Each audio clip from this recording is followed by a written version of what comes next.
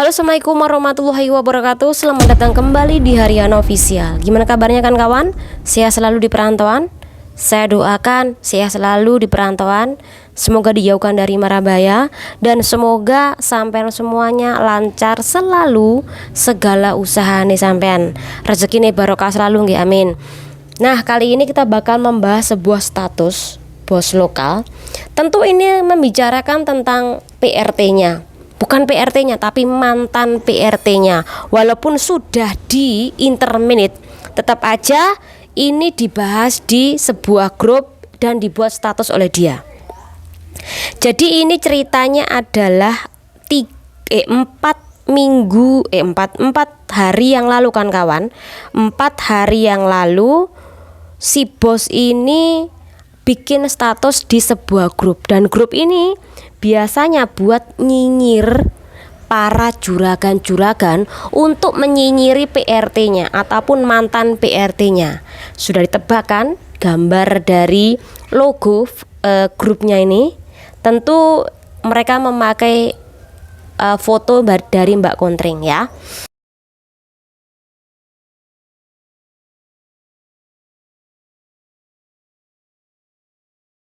Di nyinyiran tersebut ini ada poin-poin yang harus saya bacakan buat kawan-kawan semuanya. Pertama adalah ini namanya adalah Maggie Clean.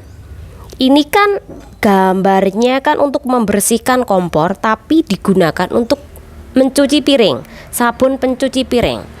Jadi majikannya menuduh. Nah, di dalam poin ini aku tidak percaya Mbak, bahwa mantan PRT-nya ini menggunakan zat beracun ini atau semprotan beracun ini untuk mencuci piring. Karena sekalipun orang nggak bisa baca bahasa pagar, tapi sudah melihat dari gambarnya, ini sudah bisa ditebak bahwa itu buat kompor, bukan pencuci piring. Jadi sekali lagi mungkin majikannya mengada-ngada kan atau membesar-besarkan kasusnya ya. Jadi sekali lagi majikan mungkin yang mau mandai ya. Oke, kemudian yang kedua, menyalakan api besar saat dia masak dan bahkan hampir terbakar. Sebesar-besarnya api kompor, kalau sudah ditutup sama panci ya pasti itu tidak akan pernah menjadi api atau membakar lainnya kecuali meledak. Jadi menurut aku memang nonsen banget ini majikan. Sekali lagi ya mengada-ngada. Tujuannya apa? Biar orang simpati dengan majikan ini. Jadi tujuannya adalah untuk mencari simpati, dan kemudian tentunya tidak ada majikan di Hongkong ini bakal mengambil CC atau mantan CC-nya itu karena statusnya dia. Itu tujuannya. Kemudian yang ketiga adalah mbaknya ini baru kerja 2 bulan tapi tetap aja tidak bisa apa-apa dan tidak mau belajar. Konon katanya seperti itu. Dan sering banget meninggalkan rumah itu tanpa ditutup lampunya, tanpa mematikan lampunya. Itu keluhan. Tapi sekali lagi itu kan suatu hal yang sepele. Kalau belajar, orang itu kan butuh waktunya kan tidak hanya sebulan, 2 bulan, 3 bulan. Pasti setengah bulan, setengah tahun lah. Setengah tahun itu mungkin mulai agak bisa. Jadi kalau 2 bulan aja dijadikan patokan. Jadi 2 bulan aja dijadikan patokan bahwa masih belum bisa, ya seperti itu. Orang baru kerja di negara Hong Kong atau di luar negeri itu kan butuh penyelesaian. Dan penyelesaian itu tidak 1 bulan, 2 bulan. Setengah tahun itu baru adanya penyesuaian. Itu pun belum tentu bisa. Karena apa? Kita tuh memiliki pikiran yang buanter, yang banyak banget. Belum nanti bayar hutang, belum nanti mikirin anak, belum nanti mikirin suami, belum nanti mikirin orang rumah, belum nanti mikirin gimana ya nantinya, gimana ya, pokoknya ribet banget. Gimana ya sampai dia tuh pikiran penuh banget. Belum lagi terlalu nyocotnya majikan sehingga menambah beban ya. Jadi sekali lagi apa yang diungkapkan majikan itu tentu majikan yang tidak sabaran, tidak sabaran dan egois tentunya. Kemudian yang keempat adalah setelah di toilet,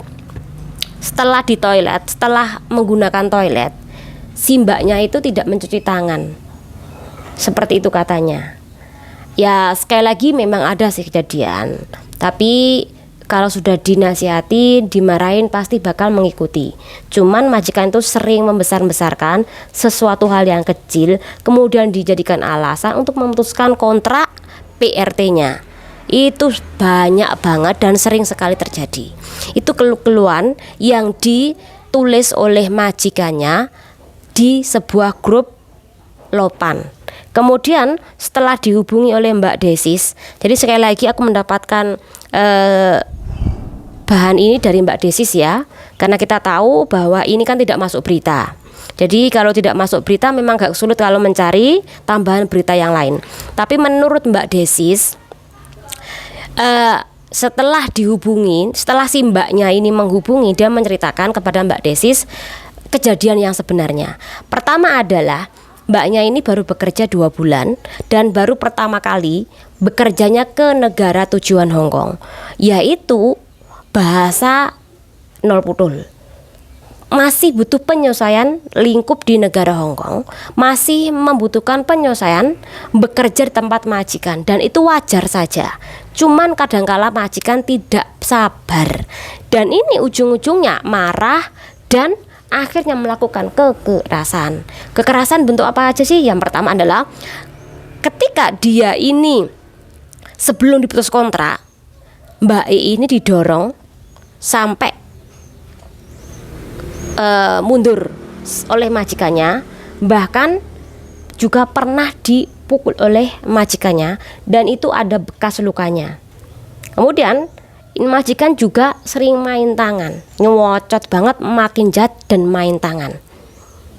Kemudian yang ketiga adalah bekerja selain di dalam kontrak kerja. Di dalam poin ini kayaknya disuruh kerja 2 rumah atau disuruh kerja ke tempat lainnya, bahkan disuruh kerja selain job, ya kerja sebagai PRT. Oke, kalau ada kasus seperti ini, bagaimana sih?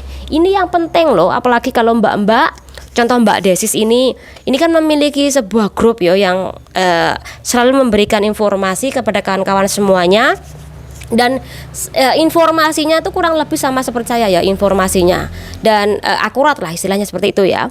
Nah ketika dianya memberikan sebuah informasi, tentu ada juga mbak-mbak yang mencari dia untuk memberikan informasi atau mungkin untuk mengklarifikasi.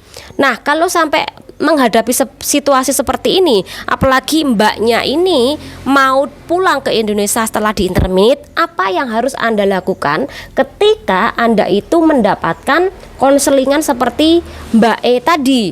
Pertama, Anda minta bekas luka tadi. Kemudian kalau bisa ajak ia ketemu dan suruh tanda tangan untuk mengajukan tuntutan. Kalau nggak tuntutan, Anda bisa memberikan rekod buruk ke majikan. Jadi ajak ketemuan mbaknya, minta tanda tangan, suruh ia menulis tentang kejadian dan kemudian nanti artikan bahasa Inggris. Anda bisa mengartikan bahasa Inggris dengan menggunakan Google Translate. Nah kemudian nanti Anda silakan kirim itu ke imigrasi sebagai bukti bahwa majikan melakukan kekerasan dengan bukti ini loh kepada saudara kita, kepada kawan kita. Ini mendapatkan poin 1, dan ketika si majikan ini ngejeng, nanti ada kejadian yang sama, majikan sudah mendapatkan poin 2 dan poin 3 dapat peringatan. Jadi kita tuh harus pinter-pinter apabila ada kasus yang sama. Kita harus bisa menolong, dan tidak hanya menolong namun juga mengarahkan bagaimana.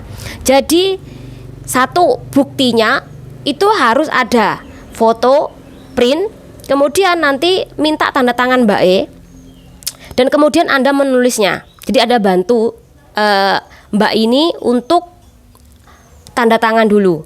Kemudian nanti Anda bantu Mbak itu mengisi alasan kenapa diintermit, kemudian dikirim ke imigrasi. Nah ini alamatnya imigrasi, silakan tuntut balik ke majikan. Bukan tuntut balik lah, istilahnya adalah memberikan rekod buruk ke majikan. Itu saran saya buat kawan-kawan semuanya.